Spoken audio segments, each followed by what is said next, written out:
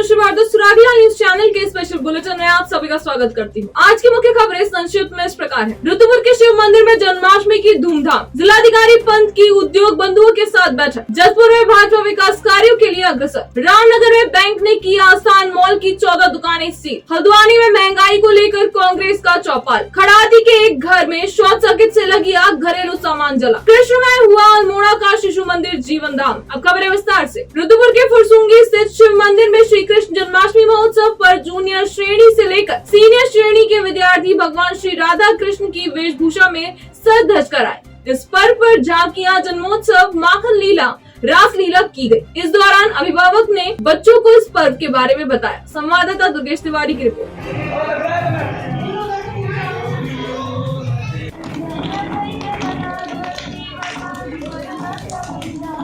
मुझे तो बहुत ही अच्छा लग रहा है। आई होप कि सारे पेरेंट्स को, सारे टीचर्स को बहुत ही आनंद आया होगा।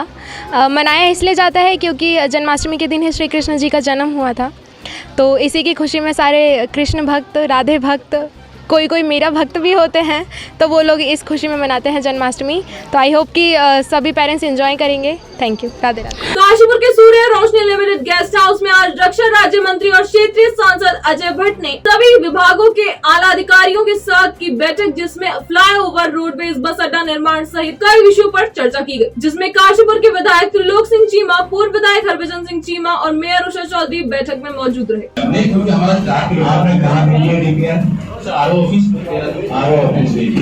ये भी हमें बताइए कि फिलअप क्या है, ये पॉइंट में लिख दीजिए। जिलाधिकारी युगल किशोर पंत द्वारा जिले के उद्योग बंधुओं के साथ बैठक की गई, जिसमें तमाम उद्योग बंधुओं ने जिलाधिकारी के समक्ष सिडकुल से संबंधित समस्याओं को रखा। संवाददाता दुर्गेश तिवारी की रिपोर्ट।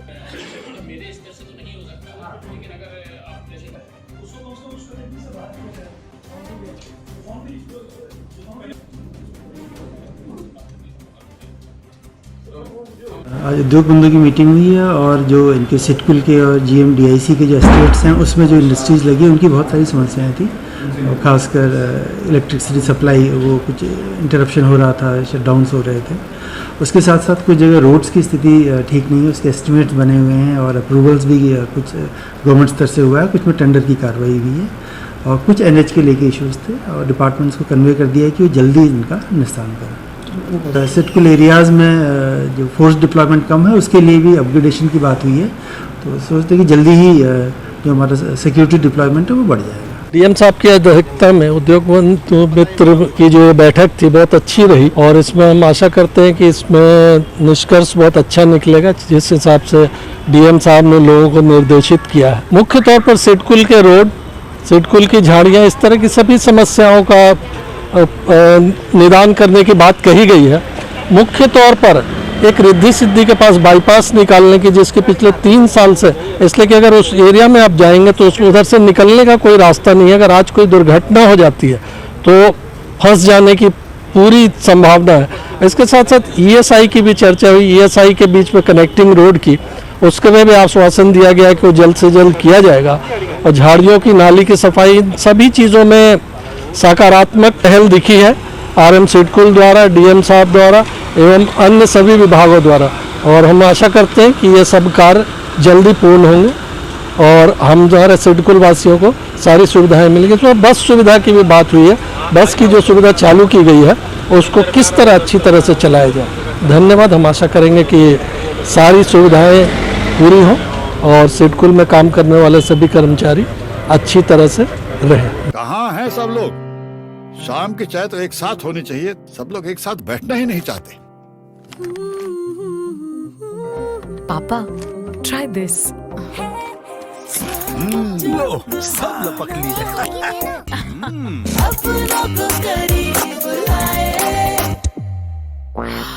ये क्या हाल कर दिया है रूम का? बस कल से चाय? कल से चाय मेरे रूम में। देवर पान नमकीन अपनों को करीब लाए। प्रधानमंत्री ग्रामीण सड़क योजना के अंतर्गत जसपुर में सरकार से 6 करोड़ रुपए की लागत की 4 सड़कें स्वीकृत हुई हैं। संवाददाता दीपक चौहान की रिपोर्ट।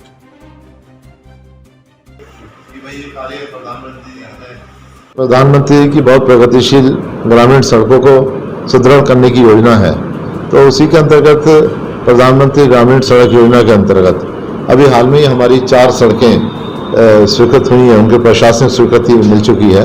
जिनमें हल्द्वानी चौराहे से शिवराजपुर मार्ग, ध्याननगर से सन्यासी वाला, हमारे सरवरखेड़े से गंगापुर मार्ग और एक और मार्ग है।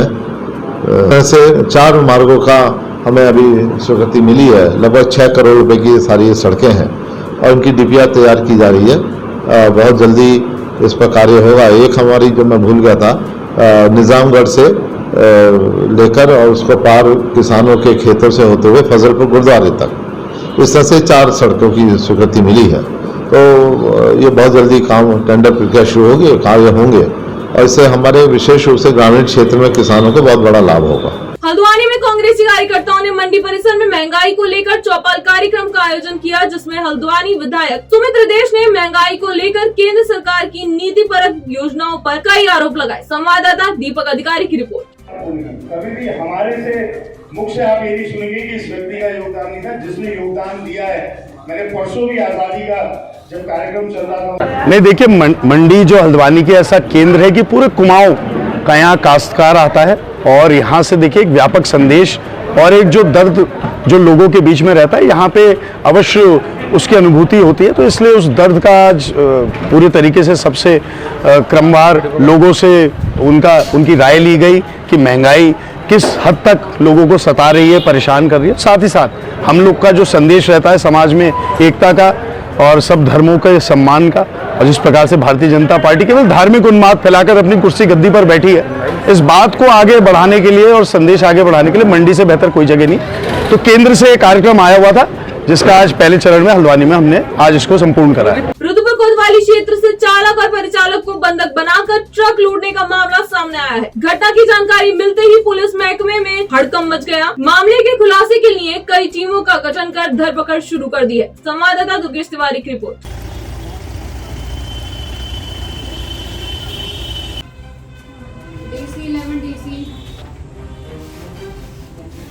गायब होने की सूचना हमें आज प्रातः मिली थी, तो इसमें हम लोग कार्रवाई कर रहे हैं। फिलहाल तहरीर हमारे पास आ गई है और इसमें अभियोग पंजीकृत किया जा रहा है और इस ट्रक की बरामदगी के लिए हम लोगों ने टीमें बनाई हैं और ये टीमें इस समय 1-2 हमने बाहर भी भेजी हैं टीमें और कुछ टीमें सर्विलेंस की सहायता से उसको अनावरण करने का प्रयास कर रही हैं। सर, किस तरीके का मामला सामने आया, क्या बताया गया? इसमें जो तहरीर आई है उसमें वादी ने बताया कि पेट्रोल पंप के पास उन्होंने गाड़ी खड़ी की हुई थी और वो गाड़ी नहीं थे। उसके बाद उन्होंने गाड़ी चोरी की और उनको आगे दोराहा पे उतार के चले गए। किचा में पुलभट्टा थाना पुलिस ने बदायूं उत्तर प्रदेश के 2 खूंखार अपराधियों को 3 अवैध तमंचा, 8 जिंदा कारतूस तथा चोरी की 2 स्कूटी के साथ गिरफ्तार किया है। पकड़े गए दोनों अपराधियों के खिलाफ यूपी तथा उत्तराखंड में हत्या, अपहरण, नशा तस्करी एवं अवैध हथियारों की तस्करी सहित कई आपराधिक मामले दर्ज है। संवाददाता राजू सहगल की रिपोर्ट।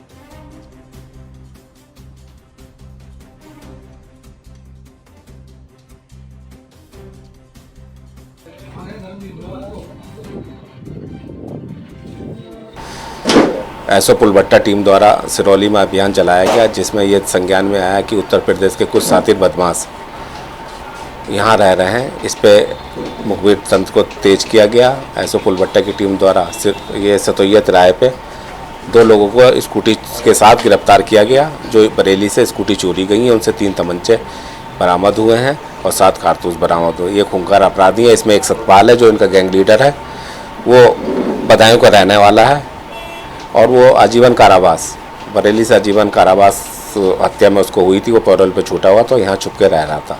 ये एसओ पुलभट्टा की टीम द्वारा बहुत सराहनीय कार्य सत्यापन में किया गया है, जो बधाई के पात्र है। आपराधिक इतिहास काफ़ी है, मंगवाया भी गया, यूपी में है, क्योंकि ये आजीवन कारावास है, मर्डर हैं इन पे, इनके ऊपर काला डूंगी में भी मर्डर है और भी आपराधिक इतिहास इनका मंगाया जा रहा है। उनके खिलाफ गैंगस्टर में भी कार्रवाई की जाएगी। उत्तराखंड सरकार द्वारा बीच में अपराधियों के सत्यापन के लिए एक अभियान चलाया गया था, जिसमें हमारे डीजीपी सर द्वारा प्रत्येक अलग अलग जिलों को अपराधियों का सत्यापन कर उनके विरुद्ध प्रभावी कार्यवाही के निर्देश दिए थे, जिसमें वरिष्ठ पुलिस अधीक्षक महोदय द्वारा हमारे ज़िले के सभी थानों को इस पर प्रभावी कार्यवाही करने के लिए कहा था।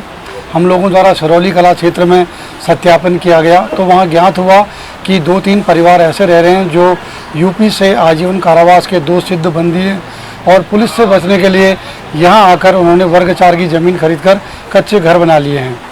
इस बात में जब हमने जानकारी की तो हमें पता चला कि इस गिरोह का एक यहाँ पर एक गिरोह चल रहा है जिसको सतपाल कश्यप चला रहा है, जो यहाँ पर अवैध असला, ड्रग्स, अवैध वाहन चोरी ये सब काम कर रहा है।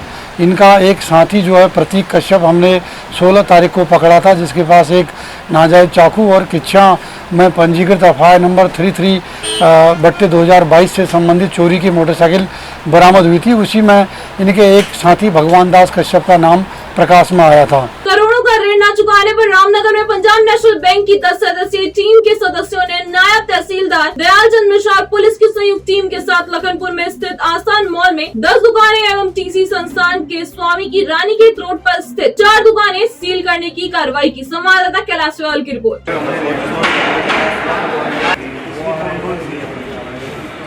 मतलब यह है कि इनको लोन दिया था Punjab national bank Ramnagar branch ने। इनकी आज की आउटस्टैंडिंग उसमें 1,56,00,000 हो गई है। जो ये अक्टूबर 21 में एनपीए चला गया था, तब से इनको फॉलो कर रहे थे काफ़ी हम कि आप इसको पेमेंट कर दिए। हमारा कंटिन्यूस फॉलो होता है। हम शास्त्रा डिवीज़न हमारा स्ट्रेस एसेट्स का जो रिकवरी एक्शंस होते हैं वो लिया जाता है, वहाँ का सीनियर मैनेजर हूँ मैं। इनको हम 13/2 का नोटिस काफ़ी टाइम पहले दे चुके हैं। 13/2 में हम सिम्बॉलिक लेते हैं, आपको मतलब एक चिट्ठी से भेज देते हैं कि आपको हम पोजीशन लेंगे। उसके बाद हम 13/4 का नोटिस देते हैं, जिसमें हम आके फिजिकल पोजीशन लेते हैं। इनको सब कुछ हो चुका था, उसके बाद भी बहुत टाइम दिया गया और मैंने इनको काफ़ी फ़ोन किए थे। ये हमेशा हर हफ्ते कहते थे अगले हफ्ते कर रहा हूँ, अगले हफ्ते कर रहा हूँ। मैं इनसे कह भी रहा था बैंक को इतने हल्के में मत लो आप, कि कार्रवाई बहुत जल्दी हो जाएगी आपको। टोटल 14 दुकानें सील होगी। Lions club international district 321B1 Lucknow मंडल के डिस्ट्रिक्ट गवर्नर BN चौधरी ने लॉयंस क्लब काशीपुर सिटी के प्रेसिडेंट लॉयंस सुरेश शर्मा को जोन 17 का जोन चेयरपर्सन नियुक्त किया है, जिनके कार्यक्षेत्र में 6 लॉयंस क्लब रहेंगे। इन लॉयंस क्लबों के नाम Nainital Lions Club Gold, Lions Club Haldwani, Jaspur Lions Club Greater, Lions club Kashipur Greater, Lions club Kashipur Diamond एवं लॉयंस क्लब काशीपुर सिटी शामिल है।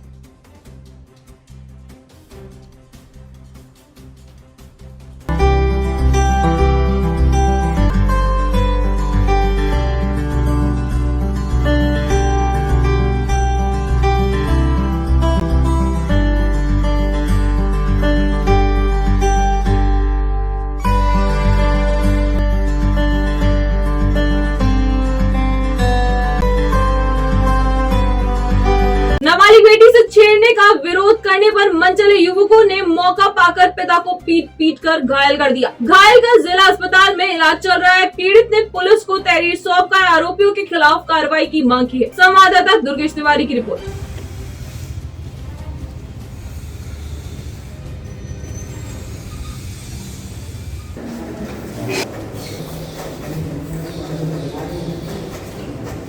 ये एक व्यक्ति द्वारा तहरीर दी गई है, जो कि हमें सोशल मीडिया के माध्यम से ही प्राप्त हुई है और उसमें उनके द्वारा ये आरोप लगाए जा रहे हैं कि उनकी नाबालिग पुत्री के साथ कोई छेड़खानी कर रहा था और उसका विरोध करने पे उन लोगों ने इनके साथ मारपीट की है। और अभी फ़िलहाल हार्ड कॉपी तहरीर हमारे पास नहीं आई, लेकिन मामला हमारे संज्ञान में आ गया, तो हम लोग इसमें कार्रवाई कर रहे हैं और जो भी दोषी होंगे उनके विरुद्ध कड़ी कार्रवाई की जाएगी। मामला सर ये था कि मेरी एक 15 वर्षीय नाबालिग पुत्री है, उसको मोहल्ले के कुछ लड़के छींटाकशी करते थे, गंदी गंदी टिप्पणियाँ करते थे, उसके ऊपर छेड़खानी करते थे जब वो ट्यूशन जाती थी। तो मेरी बेटी ने पहले तो कुछ मुझे बताया नहीं, जब ज़्यादा अति हो गई तो मेरी बेटी ने मुझे बताया, तो मैंने उन लड़कों को बुला के बड़े प्यार से समझाया कि मोहल्ले की बात है भैया, समझाया मैंने।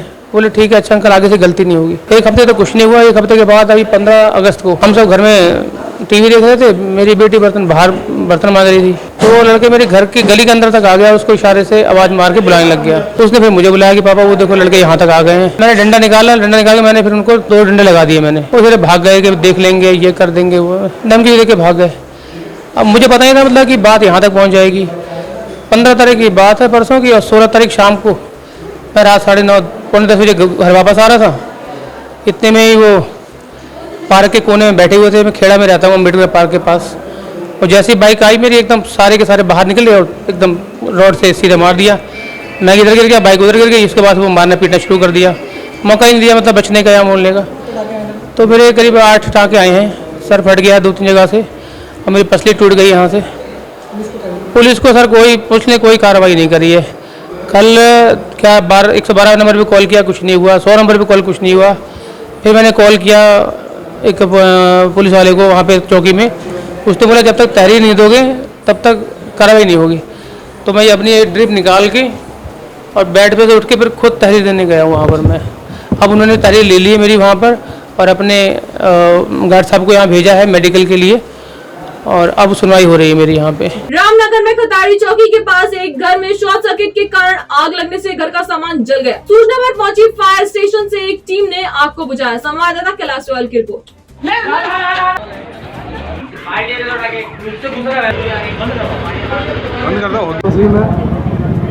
खताड़ी ब्लॉक रोड पर रहता हूँ।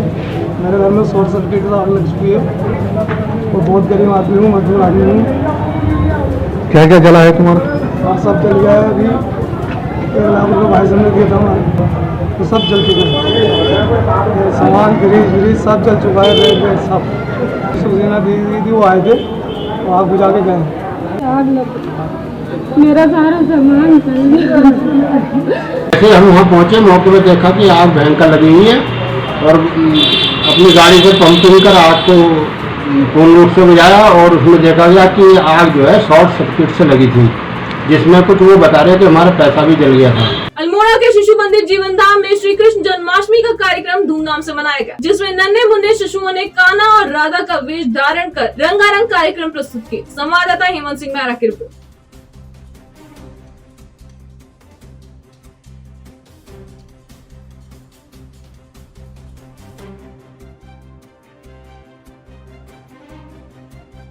आज के लिए बस इतना ही। उत्तराखंड से जुड़ी सभी खबरों को जानने के लिए जुड़े रहिए सुरागेला न्यूज चैनल से। धन्यवाद।